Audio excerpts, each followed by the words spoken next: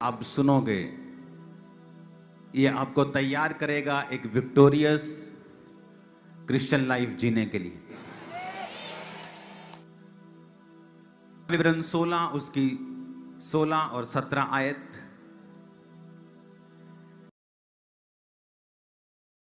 इब्रानियों 13 उसकी 15 आयत।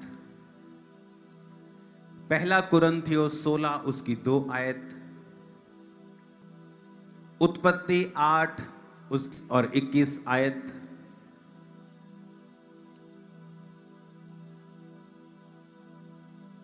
मैं फिर से पढ़ूंगा। व्यवस्था विवरण 16 उसकी 16 और 17 आयत। इब्रानियों 13 उसकी 15 आयत।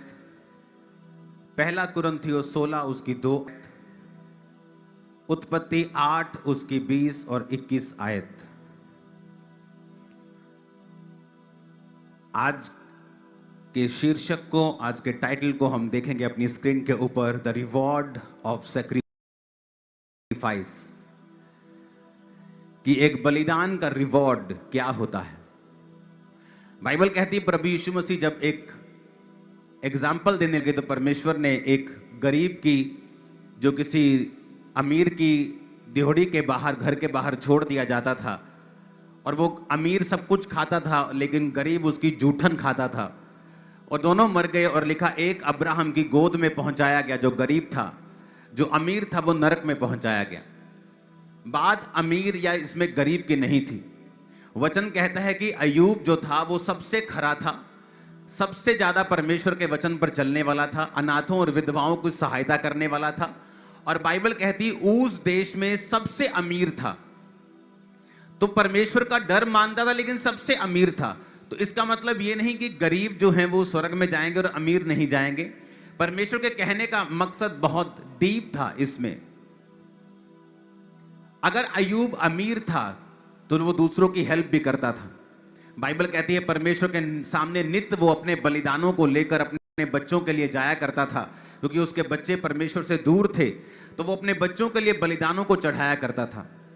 तो जब बाइबल कहती है वो सैक्रिफाइस परमेश्वर के सामने करता था, वैसे परमेश्वर के सामने निर्दोष रहता था, खरा रहता था, परमेश्वर का डर मानता था, तो वचन कहता है कि उस देश में वो सबसे अमीर था। तो अमीरी बाइबल में परमेश्वर ने लिखा कि परमेश्वर के एक हाथ में धन और महिमा है, एक हाथ में दीर्घ आयु है, बाहिने हाथ में धन और महिमा है। तो ये परमेश्वर की ओर से है। लेकिन प्रभु यीशु मसीह क्या कहना चाहते थे? वो ये कहना चाहते थे कि जो कुछ भी तुम्हारे पास है वो परमेश्वर के लिए है, और परमेश्वर के सैक्रिफाइस के लिए, और परमेश्वर के सामने बलिदान चढ़ाने के लिए है।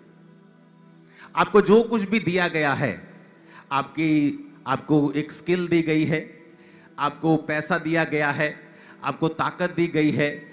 परमेश्वर ये चाहता है कि जो भली चीजें हैं जो परमेश्वर की ओर से होती हैं और आपकी लाइफ में हैं, आप उनका बलिदान परमेश्वर को दें। इसलिए वो जो अमीर आदमी था उसने बलिदान नहीं किया। वो ये नहीं देखता कि अगर मैं अमीर हूं तो मेरे घर के बाहर कोई ऐसे भी हैं जो मेरी जूठन से अपने पेट को पाल रहे हैं, उसके घाव हैं, क्यों ना मैं अपने पैसों का थोड़ा सा बलिदान करके इसको ठीक कर दूं, इसको अच्छी तरह से इसकी पट्टी करवा दूं, इसके खाने पानी का इंतजाम कर दूं। तो परमेश्वर को नफरत है जब एक व्यक्ति के पास होता है लेकिन फिर भी वो बलिदान उसको नहीं करता है।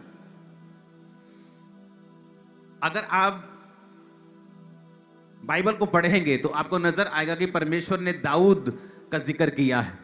बाइबल कहती परमेश्वर ने कहा, दाऊद मेरे मन के मुताबिक चलने वाला एक आदमी मुझे मिला है, एक ऐसा जन मिला है जो मेरे मन के मुताबिक है। सोचो कैसा परमेश्वर प्रेम करते होंगे दाऊद से कि परमेश्वर ने कहा ये मेरे मन के मुताबिक चलने वाला आदमी है। और अगर आप दाऊद की हिस्ट्री देखेंगे तो आपको नजर आएगा कि दाऊद ने भी गलती की और शाऊल ने भी गलती की। लेकिन ऐसा क्या हुआ कि परमेश्वर ने शाऊल की गलती को माफ नहीं किया लेकिन दाऊद की गलती को माफ कर दिया?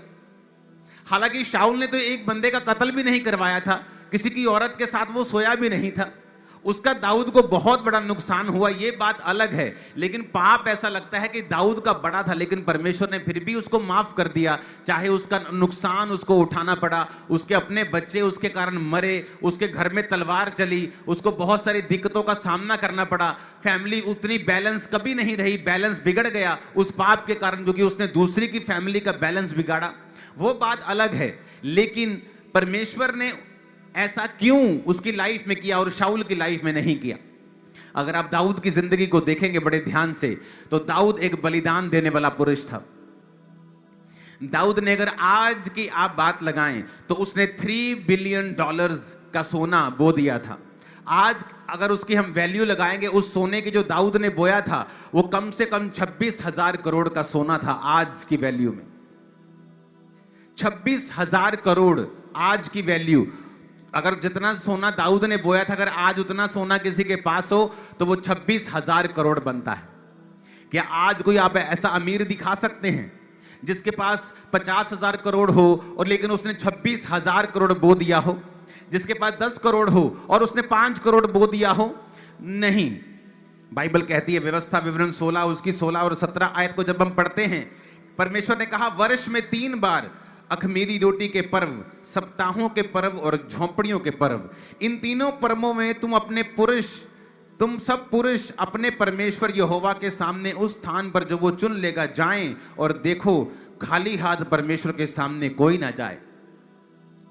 बाइबल कहती है, जब आदम और हवा ने पाप किया तो परमेश्वर ने उनको पहले तो श्रापित किया, लेकिन उसके बाद वो धर्मी है और वो माफ करने वाला है। परमेश्वर ने उनको चमड़े के अंगरखे पहनाए, क्योंकि उन्होंने पत्तों से अपने नंगेपन को ढांपा हुआ था। चमड़े कहां से आए? वो चमड़ा, परमेश्वर ने एक भेड़ को कुर्बान किया। कौन थी वो भेड़? वो प्रभु यीशु मसीह थे। वो एक भविष्यवाणी थी कि मैं अपने एक लौते को तुम्हारे लिए, तुम्हारे पापों के लिए, जगत के पापों के लिए कुर्बान करूंगा, और तुम्हारे नंगेपन को मैं उसके चमड़े से ढांक दूंगा। तो परमेश्वर ने सैक्रिफाइस किया, क्योंकि परमेश्वर सैक्रिफाइस की कीमत को समझता है और यह भी जानता है कि अगर कोई किसी से प्यार करता है तो वो उसके लिए सैक्रिफाइस करेगा। अगर कोई आपसे कहे मैं आपसे प्यार करता हूं, लेकिन किसी चीज का वो सैक्रिफाइस नहीं करना चाहता, आपका दोस्त कहता है मैं आप तुमसे प्यार करता हूं, ना तो वो अपने समय को निकालता है, ना अपने पैसे को खर्चता है, ना अपनी किसी चीज को वो हिलाता है और बोलता है मैं तुझसे प्यार करता हूं, ये एक फेक लव है। एक रियल लव जो होता है वो सैक्रिफाइस के साथ फॉलो करता है। अगर कोई आपसे सही रीति से प्यार करता है तो वो सैक्रिफाइस करेगा आप लोगों के लिए, वो बलिदान देगा अपने समय का, अपनी विल का, अपनी इच्छा का। इसीलिए परमेश्वर नाराज हुआ था जब इजरायली लड़ रहे थे और अन्य जाति राजा ने अपने बाद आने वाले जो राजा था उसका बड़ा बेटा उसको कुर्बान कर दिया और इजरायलियों पर लिखा प्रकोप हुआ। हालांकि उसने शैतान के सामने बलि दी, लेकिन इजरायली लोग क्यों दुखी हुए? क्योंकि परमेश्वर नाराज हुआ कि एक अन्य जाति बंदा बलिदान की कीमत को समझता है, लेकिन तुम लोग बलिदान की कीमत को नहीं समझते। वो बलिदान चढ़ा रहा है अपने सबसे कीमती चीज को, लेकिन तुम लोगों ने अपनी सबसे कीमती चीज को संभाल के रखा है और मेरे लिए बलिदान नहीं किया। क्यों परमेश्वर ये एग्जाम्पल देता है कि मैं अब्राहम की गोद में लाजर को पहुंचाता हूं, और अब्राहम की गोद में लाजर उस अमीर आदमी को कहता है, जब अमीर आदमी कहता है कि अपने लाजर को भेज, मेरे मुंह में उंगली डाल के वो ठंडा पानी थोड़ा सा जीभ को मेरी ठंडा कर दे, यहां आग बहुत है नरक में। क्यों अब्राहम का वो नाम लेता है? क्योंकि बाइबल कहती है अब्राहम भी एक सैक्रिफाइस करने वाला आदमी था। कौन है ग्रेट आदमी? कौन है great man and women of God? इस धरती के ऊपर महान परमेश्वर के जन कौन है? कोई नहीं, जिन्होंने बलिदान दिया है। वो भी आपके जैसे हैं, वो भी आपके जैसा दिल रखते हैं, वो भी डरते हैं, कई बार दलेर होते हैं, कई बार बीमार होते हैं, कई बार चंगे होते हैं, लेकिन वो भी आपके जैसे बाइबल कहती है मनुष्य हैं। एलिया भी तुम्हारे समान दुख और सुख भोगी मनुष्य था, बाइबल कहती है। लेकिन ऐसा क्या हुआ कि एक आम सा दिखने वाला पुरुष एक विश्वास का हीरो बन गया? आज स्वर्ग में उसकी गोद में लोगों को पहुंचाया जाता है। अब्राहम की गोद में लोग बैठते हैं जब स्वर्ग में जाते हैं। अब्राहम की गोद के साथ स्वर्ग को, आप मेरी बात समझ रहे कि नहीं? कौन था अब्राहम? बाइबल कहती है परमेश्वर ने अब्राहम को बुलाया और कहा अब्राम, पहले उसका नाम अब्राम था, अपने घर कुटुंब, अपने परिवार, अपने पिता को, अपने सब कुछ, अपने देश को छोड़ के उस जगह चला जा जो मैं तुम्हें दिखाऊंगा। क्या मांगा परमेश्वर ने? बलिदान मांगा। इतना बड़ा बलिदान आज किसी को कोई बोल दो कि बसी में आना है, पुराने दोस्तों को छोड़ दो, वो तुम्हारे लिए अच्छे नहीं हैं।